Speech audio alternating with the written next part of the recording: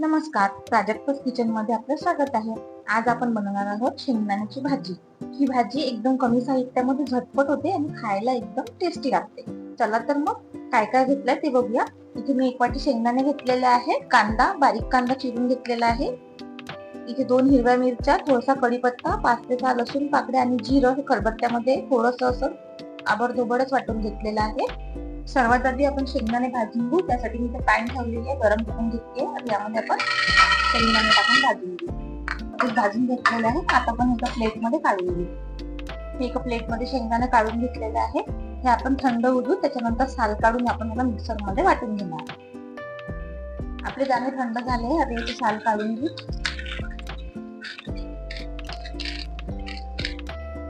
बघा मी सगळे साल काढून घेतले, एका मिक्सरच्या भांड्यामध्ये टाकते.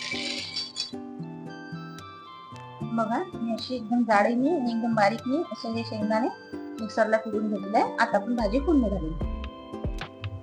याला जास्त तेल लागत नाही, कारण शेंगदाण्याला ऑलरेडी तेल असतं, त्यामुळे याला तेल थोडं कमीच टाकायचं. तेल गरम झालं, मोहरी टाकून घेऊ, जिरं, लसूण मिरचीची जी पेस्ट केली ती टाकून घेऊ.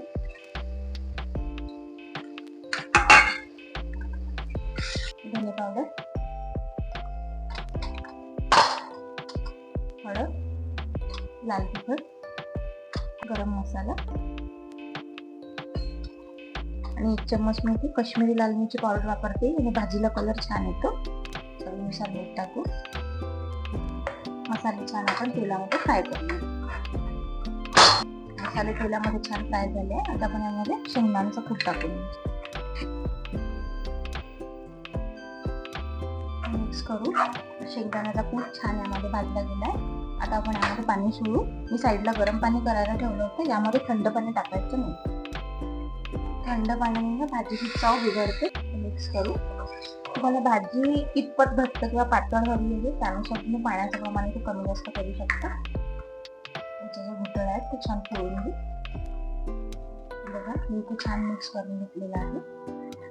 आता जरी तुम्हाला पातळ वाटत असलं तरी हे शिजल्यावर थोडं घट्ट येतं, म्हणून म्हटलं की तुम्हाला पाणी भाजी कितपत घट्ट किंवा पातळ हवी त्यानुसार तुम्ही पाण्याचं प्रमाण ऍडजस्ट करू शकता. आता याला झाकण ठेवून आपण एक उकळी काढून घेऊ.